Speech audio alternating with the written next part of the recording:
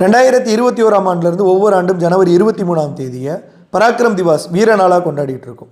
இந்த பராக்கிரம் திவாஸ் அப்படிங்கிறது நேதாஜி சுபாஷ் சந்திர போஸ் அவர்களுடைய பிறந்த தினத்தை குறிப்பிடுது.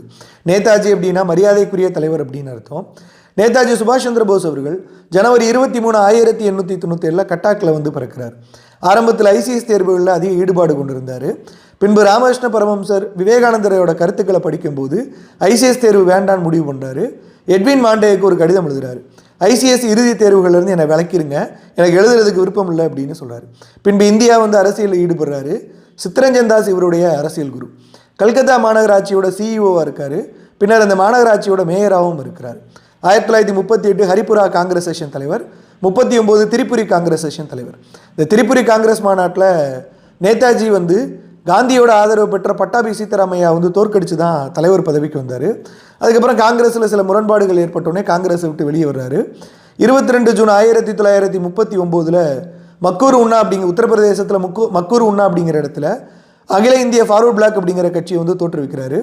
செப்டம்பர் 6, 1939 நேதாஜி சுபாஷ் சந்திர போஸ் அவர்கள் மதுரைக்கு வர்றாங்க. நேதாஜி சுபாஷ் சந்திர போஸ் அவர்களுடைய ஒரு முக்கியமான போராட்டம் அப்படிங்கிறது ஹால்வெல் நினைவு சின்னம் அகற்றும் போராட்டம். தமிழ்நாட்டில் நீல் சிலை சத்தியாகிரகம் நடந்ததில்லை, அதே மாதிரி இருட்டறை துயர சம்பவத்தோட தொடர்புடைய அந்த ஹால்வெல் நினைவு சின்னத்தை அகற்றதுக்காக போராடுறாரு. கைதும் செய்யப்படுகிறார், வீட்டு சிறையில் வைக்கப்படுறாரு. அங்கேருந்து தப்பிச்சு ஜெர்மனி, சிங்கப்பூர், ஜப்பான் போகிறாரு.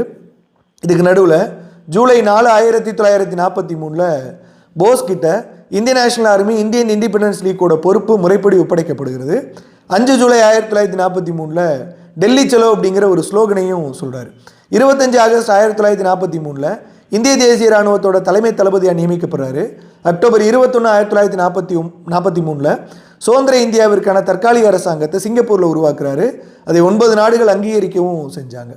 ஜூலை 6, 1944 இந்த ஆசாத் ஹிந்து ரேடியோவில் நேதாஜி பேசும்போது காந்தியை ஃபாதர் ஆஃப் நேஷன் அப்படின்னு சொல்கிறாரு.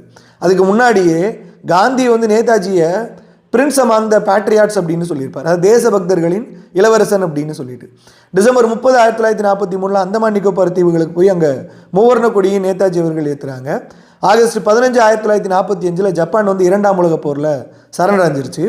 ஆகஸ்ட் 17, 1945 சிங்கப்பூர்லேருந்து பேங்காக், தைவான் போய் அங்கேருந்து ரஷ்யா போகிறதுக்காக கிளம்புறாரு.